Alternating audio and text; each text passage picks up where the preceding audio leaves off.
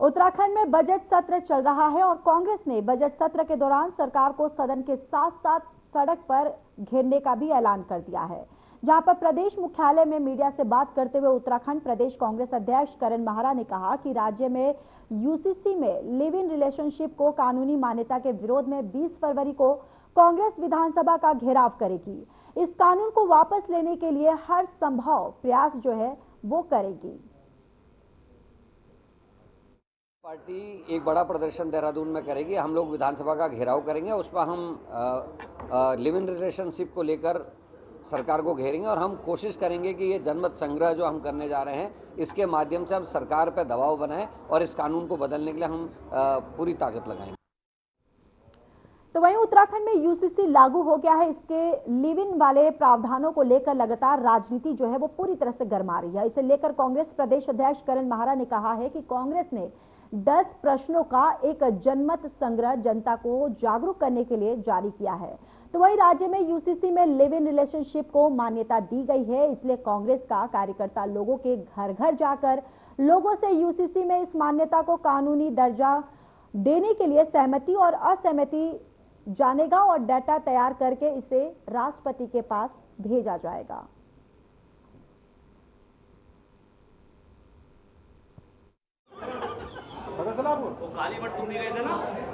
जनमत संग्रह के लिए हमने फॉर्म जारी किया है। इसमें हमने 10 बिंदु रखे हैं जिसमें हमने सहमति या ना सहमति का फॉर्म है। इसको हमारा कार्यकर्ता घर घर लेके जाएगा, वहाँ माँ बहनों से, अपने बुजुर्गों से बातचीत करेगा, यहाँ तक युवा साथियों से भी बातचीत करेगा और उनसे इन फॉर्म्स को फिलअप कराएंगे, जहाँ वो अपना नाम, जिला और दिन लिखेंगे कब का है, और अगर वो चाहें स्वेच्छा से अपना फ़ोन नंबर भी इसमें दे सकते हैं। और एक हम ये डाटा तैयार कर रहे हैं जिससे हम बाद में इस डाटा को पूरा एक लिपिबद्ध करके राष्ट्रपति को भेजेंगे और इस बहाने से, इस जनमत संग्रह से हम अवेयरनेस भी फैला सकते हैं। हम जनता को इस चीज़ के लिए खड़ा करेंगे।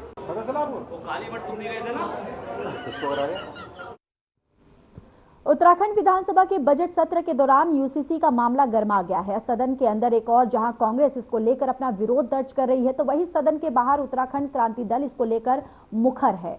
तो कोटद्वार में यूकेडी ने समान नागरिक संहिता को लेकर यानी कि यूसीसी को लेकर अपना विरोध व्यक्त किया है और एसडीएम के माध्यम से राष्ट्रपति को ज्ञापन भेजकर इसको रद्द करने की मांग की है।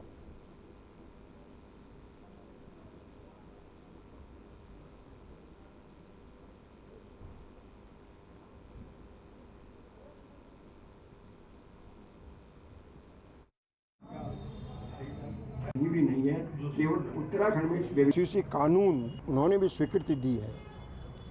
उसमें उत्तराखंड की सरकार ने भारत के राष्ट्रपति को गुमराह किया और उसमें पार्ट 3 में सहवासी संबंध, लिव इन रिलेशन का एक कानून बना दिया है। ऐसा कानून जो परिवारों के लिए, समाज के लिए विनाशकारी है, असंतोष फैलाने वाला है, अपराध बढ़ाने वाला है, सनातन धर्म को नष्ट करने वाला है, उत्तराखंड देवभूमि की संस्कृति को नष्ट करने वाला है। भी नहीं है, केवल उत्तराखंड में। चलिए अब खबरों में आगे बढ़ते हैं। उत्तराखंड में स्मार्ट मीटर को लेकर विरोध थम नहीं रहा है। कांग्रेस स्मार्ट मीटर के विरोध में जगह जगह अडानी ग्रुप की शव यात्रा निकालकर प्रदर्शन कर रही है। पहाड़ से लेकर प्लेन तक कांग्रेस स्मार्ट मीटर के मुद्दे पर सरकार को घेरने की कोशिश में लगी हुई है। तो वहीं रुद्रपुर में भी किच्छा विधायक तिलक राज बेहड़ की अगुवाई में स्मार्ट मीटर की शव यात्रा निकालकर विरोध प्रदर्शन किया गया।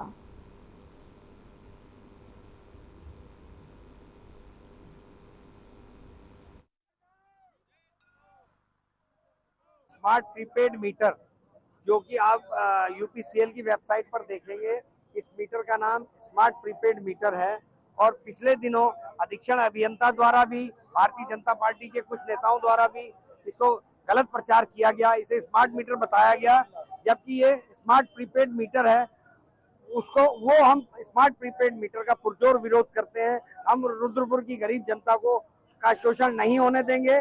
गरीब जनता के शोषण के लिए हम बीच में खड़े हुए हैं। इसकी लड़ाई हमने शुरू की है और लड़ाई को आगे बढ़ा रहे हैं, तो विधानसभा तक में लेके जाएंगे और फिर विधानसभा में बोल के जनता को समर्पित करेंगे। जनता फैसला लेगी, हमारा संगठन इस आंदोलन को चलाएगा, हम साथ खड़े हैं। हमने इसकी शुरुआत की है और कल विधानसभा में भी हम इसको मुद्दे को लेकर जाएंगे।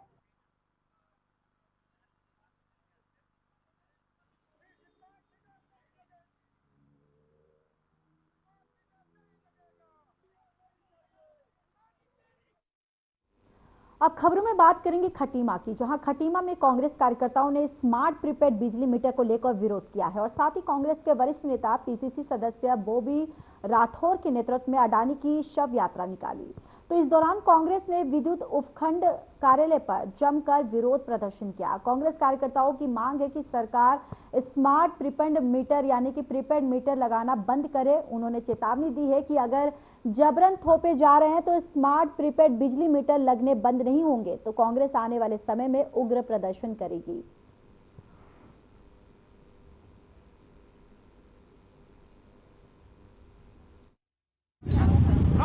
विधानसभा में भी विभाग जो है जबरन स्मार्ट मीटर लगाने का काम वहाँ पर कर रहा था और 10,000 रुपये की पेनाल्टी, एफआईआर, ये सब बातें जो विभाग द्वारा की जा रही हैं, जबरन वो स्मार्ट मीटर लगाया जा रहा है। तो निश्चित रूप से ये अडानी की कंपनी को 800 करोड़ रुपए में दिया हुआ ठेका है। ये सरकार जो है अडानी के जेब को भरने का काम कर रही है और लोगों को छलने का काम कर रही है। स्मार्ट मीटर में तमाम प्रकार की भ्रांतियां हैं, तमाम प्रकार की दिक्कतें हैं। आने वाले समय में स्मार्ट मीटर का सबसे ज़्यादा नुकसान जो है वो गरीब जनता को पड़ने वाला है। यहाँ पर प्रीपेड।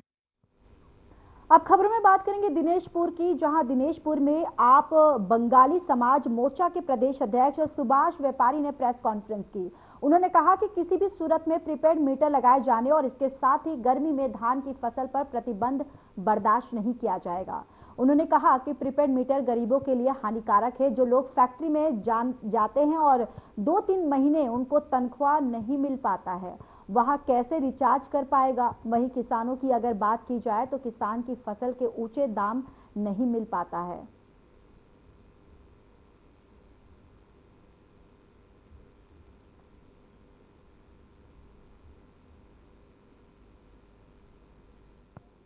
और ये प्रीपेड मीटर क्यों लगाया जा रहा है, इसका लाभ क्या है, ये सरकार नहीं बता रही है। ये मीटर जबरन लगाने की कोशिश की जा रही है। कई जगह से घटनाएं आई हैं, लगाने गए हैं, वहाँ पे बहुत सारा विवाद हुआ है, तो जनता स्वीकार नहीं कर रही है। और इसे क्यों लगाया जा रहा है ये भी सरकार नहीं बता रही है कि प्रीपेड मीटर आपके लगाने से आपको क्या लाभ मिलने वाला है। उत्तराखंड बिजली प्रदेश है और यहाँ पे हमें नहीं लगता कि प्रीपेड मीटर की कोई आवश्यकता है। ये किसी प्राइवेट कंपनी जो नाम आ रहा है अडानी ग्रुप का, उनके द्वारा ये प्रीपेड मीटर को लगाया जा रहा है।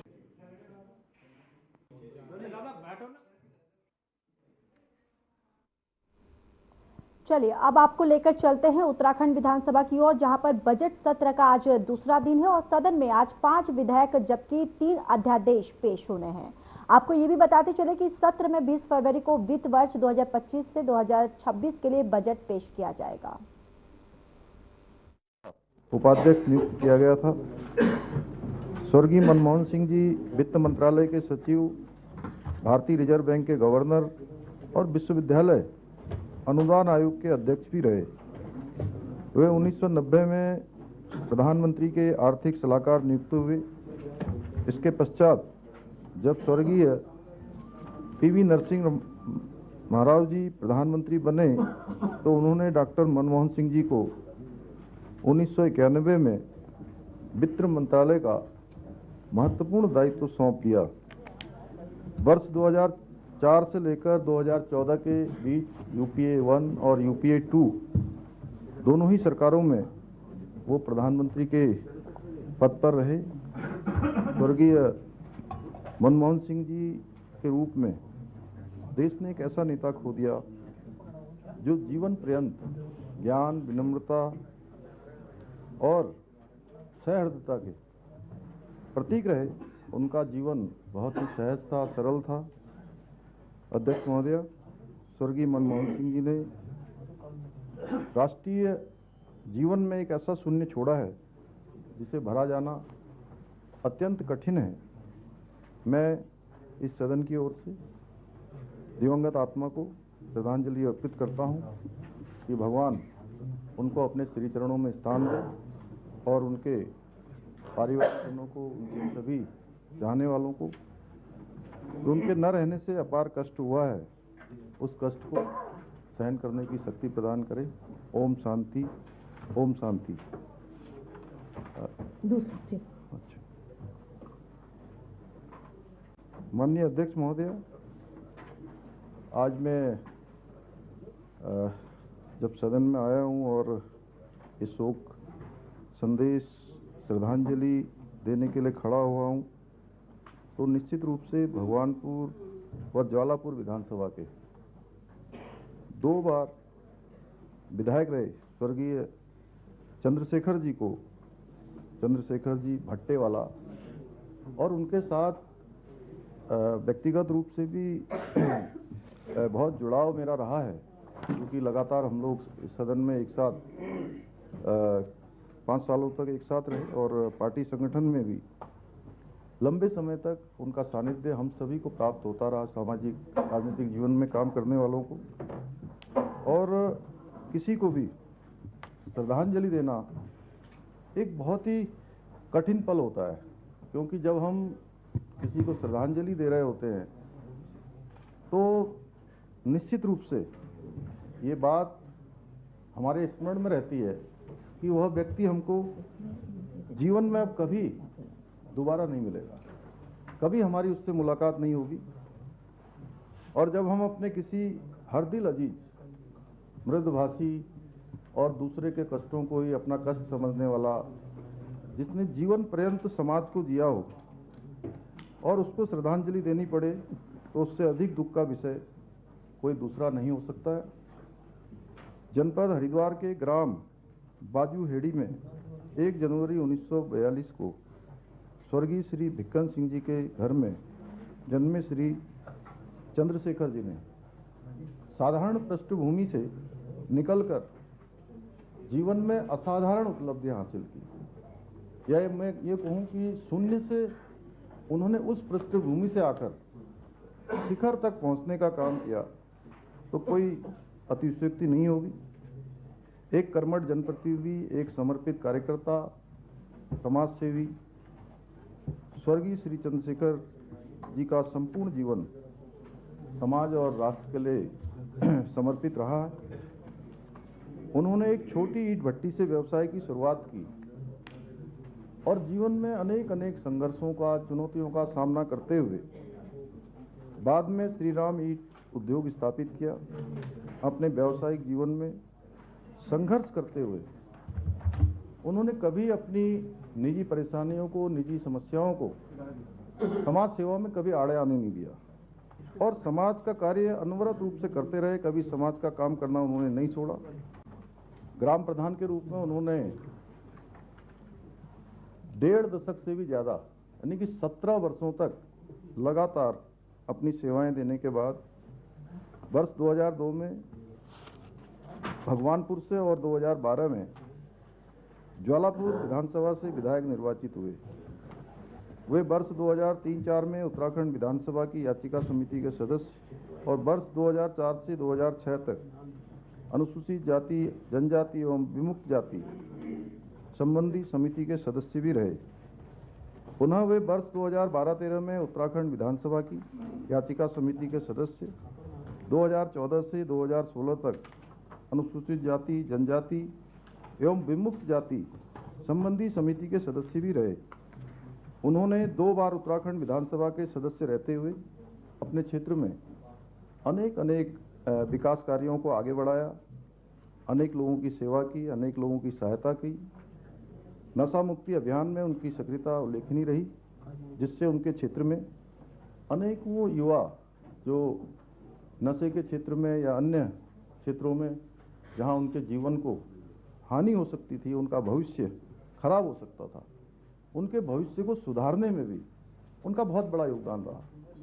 और मैं व्यक्तिगत रूप से, चूंकि उनके देहांत के बाद मैं उनके घर गया था, तो मैंने देखा कि उस क्षेत्र के लोग उनसे अत्यधिक लगाव रखते हैं और जो प्रेरणा वो समाज को देकर गए, निश्चित रूप से लोग उस प्रेरणा को अपने जीवन का पाथेय मानकर आगे बढ़ेंगे।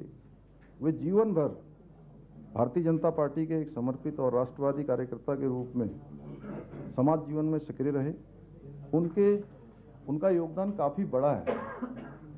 सच में जितने वो साधारण थे उतना ही उनका असाधारण व्यक्तित्व था और बहुत धीर गंभीर भी थे।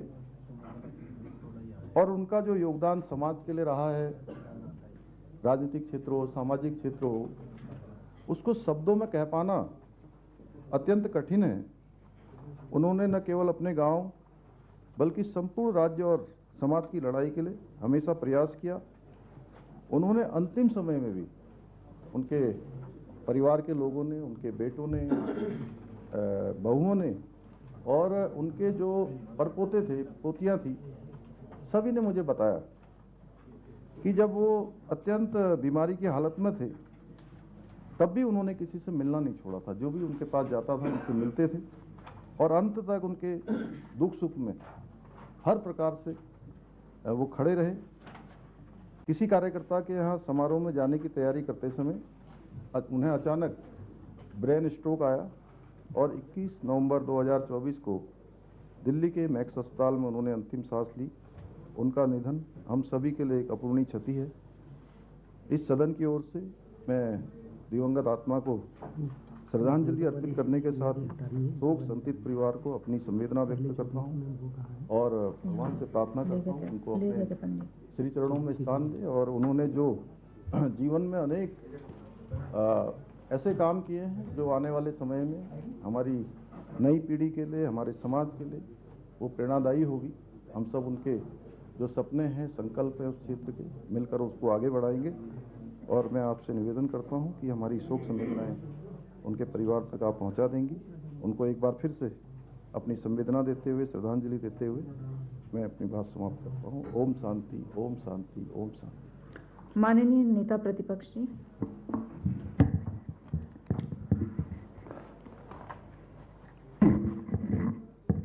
देश के महान अर्थशास्त्री, मैं यूँ कहूँ कि युग दृष्टा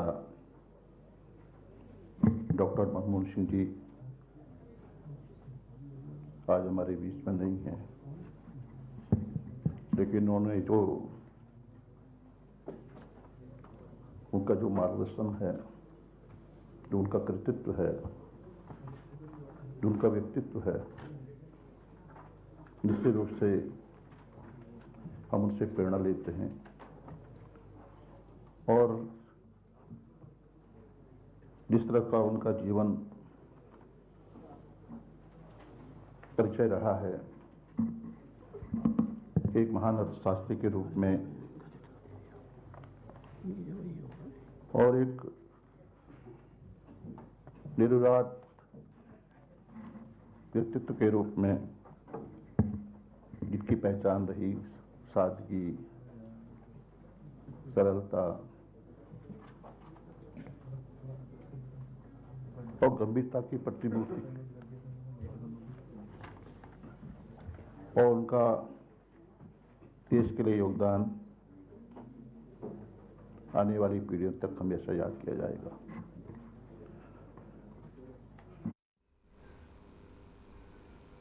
तो आप मुख्यमंत्री पुष्कर सिंह धामी को सुन रहे थे, जहां पर विधानसभा के बजट सत्र पर संबोधित कर रहे थे। चलिए, इस बुलेटिन में इतना ही। बाकी देश और दुनिया की तमाम बड़ी खबरों के लिए जुड़े रहिए हमारे साथ। नमस्कार।